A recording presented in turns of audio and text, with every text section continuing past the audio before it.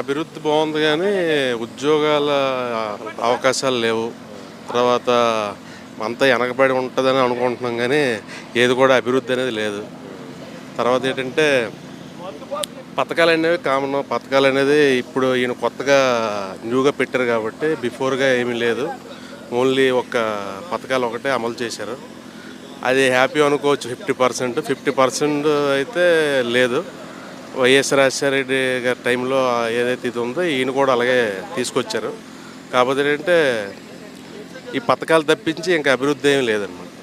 ఏంటంటే అభివృద్ధి అంటే ఎలాగంటే ఉద్యోగ అవకాశాలు డెవలప్మెంట్ కంపెనీలో ఏమైనా వచ్చే అవకాశాలు లేవు యూత్కి. అది మెయిన్ డిసప్పాయింట్లో ఉన్నాం. మీరు ఎక్కడ సార్, ఏ నియోజకవర్గం సంబంధించి? నేను పెద్దవాళ్ళండి. ఏ కాన్స్టిట్యున్సీ వస్తుందని? మాది ఎంబీవి సత్యనారాయణ. అంటే ఎలా భరత్ గారి గురించి అవగాహన ఉందా?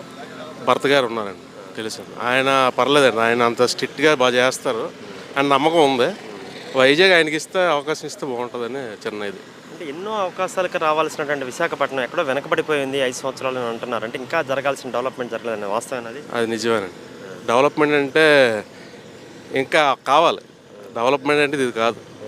అంటే అవుటర్స్ ఇప్పుడు కంపెనీ అమెరికా వాళ్ళు కానీ ఎవరైనా వస్తున్నారు అన్నమాట టూరిజం గట్ట. ఇంకొంచెం డెవలప్మెంట్ ఇంకా చేస్తే అవుట్ ఆఫ్ కంట్రీ కూడా మన గురించి వైజాగ్ అంతవరకు వెళ్ళి మంచి డెవలప్మెంట్ అయ్యింది అనే వరకు ఆ స్టేజ్ తీసుకెళ్ళాలంటే ఇంకా డెవలప్ అవ్వాలి. విశాఖపట్నం ఉన్న ఆస్తులను కూడా చాలా మటుకు తాకట్టు పెట్టేశారు అనే మాట వినిపిస్తూ ఉంది. ప్రైవేట్ ఆస్తులు, చాలా ఆస్తులు తాకట్టు పెట్టారండి. తాకట్టు పెట్టడం అంటే మరి అది మనకి కొంతవరకే తెలుసు, పూర్తిగా అంత ఐడియా లేదు కదా. మీరేం పని చేస్తుంటారు? నేను హోటల్లో మేనేజర్. ఎలా ఉంది మీకు 5 సంవత్సరాల్లో? 5 సంవత్సరాలు పర్లేదండి. అంటే ఎక్కడ కూడా మనకి సినిమా ఒక మూవీ చూస్తే ఎలాగో ఎక్కడ బోర్ అనిపించదు, ఎలాగో ఈ పరిపాలన కూడా ఎక్కడ బోర్ అనిపించలేదు. అంటే పథకాలు ఇప్పుడు జనాలకి ఏంటంటే ఒక మధ్యతరగతి, మిడిల్ క్లాసు, తర్వాత పేదరికం ఎవరికి కూడా మాట అనేది తెప్పించకుండా అంతా కూడా సంక్షేమ పథకాలు ఇచ్చాడు. కష్టం వచ్చినా సరే నేను ఉన్నానని చెప్పి జగన్ గారు ఆల్రెడీ సపోర్ట్ చేశారు. అంతవరకే. కానీ కంపెనీ పరంగా, డెవలప్మెంట్ పరంగా ఇంకా అవ్వాలి. నెక్స్ట్ వస్తే ఎవరు మారుద్ది అనుకుంటున్నారా ప్రభుత్వం? మారుద్దనే అవకాశం ఉంది స్టేట్లో కూడా. కాకపోతే వెనకేం జరుగుతుంది మనకు తెలియదు. మామూలుగా అయితే మీ అభిప్రాయం అయితే మారాలండి. Thank you. వైజాగ్ అయితే డెవలప్మెంట్ భర్త గారు వస్తే బాగుంటుంది నాకు చిన్న ఉద్దేశం. సమస్యలు పోరాటం అంటే ఇప్పుడు చూస్తున్నాం కదా. ఇప్పుడంటే మనకి పోరాటం అంటే ప్రతి కష్టం వచ్చినా సరే వెళ్ళి, ఇప్పుడు ప్రజెంట్ స్టార్టింగ్ కాబట్టి వీళ్ళు అడుగుతున్నారు. వాళ్ళ పార్లమెంట్లో మీ వాయిస్ బలంగా వినిపించగలరు, వినిపించగలరు. సేమ్ మన ఎవరు ఇప్పుడు రామ్మోహన్ నాయుడు గారు ఎలాగో అలాగా స్పీచ్ అవ్వగారు నా ఉద్దేశం. Thank you. సాఫ్ట్వేర్ అండి. సాఫ్ట్వేర్ ఎక్కడ? వైజాగ్. ఏ నియోజకవర్గం సార్? ఇదే ఈస్ట్ అండి. ఈస్ట్.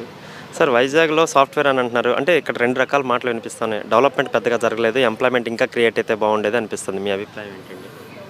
ఏ గవర్నమెంట్ ఉన్నా సరే వైజాగ్లో ఎంప్లాయ్మెంట్ అయితే లేదండి. గత ప్రభుత్వంలో చంద్రబాబు నాయుడు గారు ఉన్నారు కదా, అప్పుడు కూడా ఐటీకి ఒరిగింది ఏం లేదు.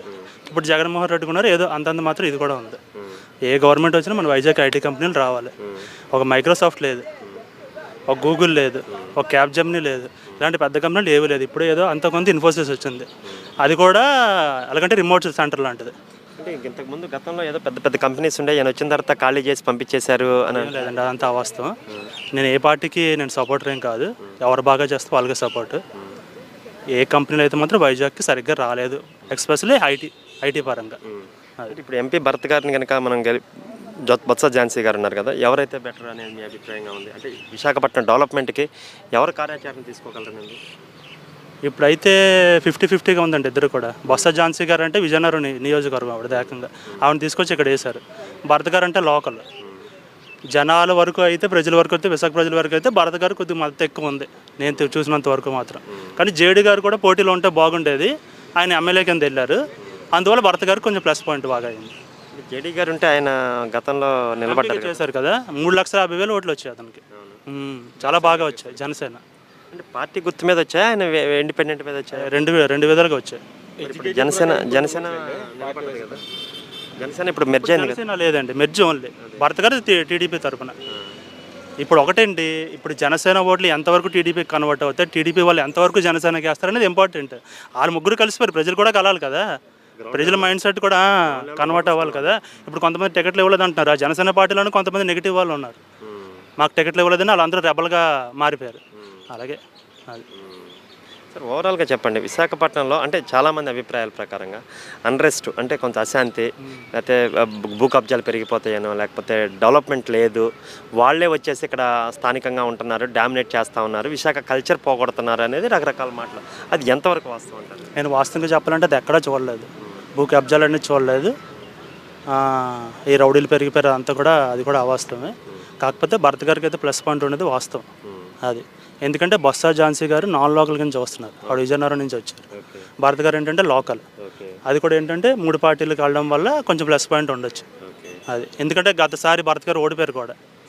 స్టేట్ వైపు గవర్నమెంట్ మారే పరిస్థితి అంటే ఆ పథకాలు కాదు, అభివృద్ధి అనేది ఒకవైపు, పథకాలు అభివృద్ధి రెండు ఉండాలని ఒకవైపు. మీరు దేనికి? రెండు ఉండాలండి, సంక్షేమం ఉండాలి, అభివృద్ధి ఉండాలి. మరి ఈ ప్రభుత్వంలో సంక్షేమం ఒకటే ఉంది, అభివృద్ధి లేకపోవడం వల్ల మధ్యతరగతి వాళ్ళు కొంచెం ఇబ్బంది పడుతున్నారు అనేది. మధ్యతరగతి అభివృద్ధి అయితే వైజాగ్ అయితే ఇప్పుడు ఉంది సార్. ఈ జగన్మోహన్ రెడ్డి వచ్చిన తర్వాత డెవలప్మెంట్ కనిపించింది వైజాగ్లోనే. కానీ అప్పుడు మనకి తెలుగుదేశంలో అయితే మనకు కనిపించలేదు అభివృద్ధి అనేది. ఇక్కడ అంతా కొద్దిగా హార్డ్గా స్ట్రిక్ట్గా ఉండేది. ఇప్పుడు జగన్మోహన్ రెడ్డి వచ్చిన తర్వాత చాలా మంది డెవలప్మెంట్ అయింది 5 ఇయర్స్లోనే వైజాగ్ మటుకు. ఇలాంటి సమ్మిట్ మీటింగ్స్ అవి వైజాగ్లోనే పెట్టారు. అప్పుడు కూడా ఏ కంపెనీలు వైజాగ్ రాలేదు. జగన్మోహన్ రెడ్డి గారు పెట్టారు, ఇన్ని కంపెనీలు వస్తాయి అన్ని కంపెనీలు వస్తాయి అన్నారు. ఇక్కడ కూడా రాలేదు. అదే నేను చెప్పేది, మనం పార్టీల వారుగా విడిపోతున్నాం కానీ ఏ గవర్నమెంట్ ఉన్నా సరే వైజాగ్కి రావాల్సినంత అవకాశాలు రాలేదు. కానీ అన్ని అవకాశాలు ఉన్న సిటీ ఇది. కానీ దీనికి మాత్రం అనుకున్నంత రేంజ్లో ఏ కంపెనీలు రావట్లేదు. అది లోకల్ ప్రాబ్లమ్స్ మీరు ఏం చెప్తారు? ఏంటండి, లోకల్ ప్రాబ్లమ్స్ ఉన్నాయి కదా, దాన్ని గలమెత్తి మాట్లాడే నాయకులు ఉన్నారంటారా ఇక్కడ? లోకల్ ప్రాబ్లమ్స్ అంటే కోకొల్లాలు ఉన్నాయండి. ప్రత్యేక హోదా లేదు, మనకు స్టీల్ ప్లాంట్ ప్రైవేట్ పరం చేసేస్తున్నారు, రైల్వే జోన్ లేదు. వరుస పెట్టుకొని చెప్తే ఒక రోజంతా పడుతుంది. దాని గురించి పోరాటం చేసే వాళ్ళు ఎవరు లేరు. ఇప్పుడు టీడీపీ జనసేన కూడా మన ఏది బీజేపీతో కలిసే, ఏ వాగ్దానంతో కలిసేయండి? వాళ్ళు ఏమైనా ప్రత్యేక హోదా ఇస్తానని ఏమైనా వాగ్దానం చేశారా? లేకపోతే రైల్వే జోన్ ఇస్తారని అది కూడా ముందుకు వెళ్ళట్లేదు. ఇస్తాననేది వాగ్దానం చేశారు, అది కూడా ముందుకు వెళ్ళట్లేదు. ఇప్పుడు జగన్మోహన్ రెడ్డి గారు ఉన్నారు, వాళ్ళు కూడా ప్రత్యేక హోదా కోసం ఏమీ పోరాటం చేసింది లేదు. అది ఏ పార్టీ చూసినా సరే ఒక రకంగానే ఉందండి.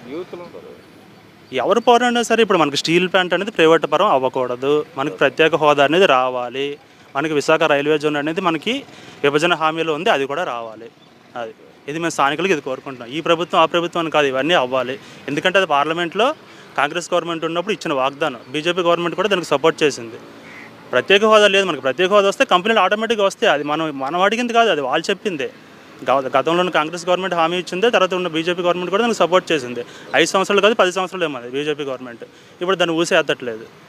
అలాగే ప్రత్యేక రైల్వే జోన్ కూడా లేదు, అది మాట ఇచ్చారు. ఇదిగో అది అంటున్నారు, 10 సంవత్సరాలు అయింది. సెంట్రల్ గవర్నమెంట్ మొన్న మా లాస్ట్ పార్లమెంట్ సెషన్లో మాట్లాడితే ఇక్కడ గవర్నమెంట్ మాకు ల్యాండ్ ఎలిగేట్ చేయట్లేదు, అందుకే లేట్ అవుతుంది. మరి అది ఎంతవరకు వాస్తవం? నిజంగా ఎలిగేట్ చేయకపోతే ఈ గవర్నమెంట్ తప్పు అవుతుంది. అది మరి వాస్తవాలు వీళ్ళేమో ముడసల్లో వాళ్ళు ఇచ్చారు స్థలం అంటారు, అది ఫీజిబిలిటీ కాదని వీళ్ళు అంటారు తెలుగుదేశం, అది మన బీజేపీ వాళ్ళు. అది ఎంతవరకు వాస్తవమో తెలియదు.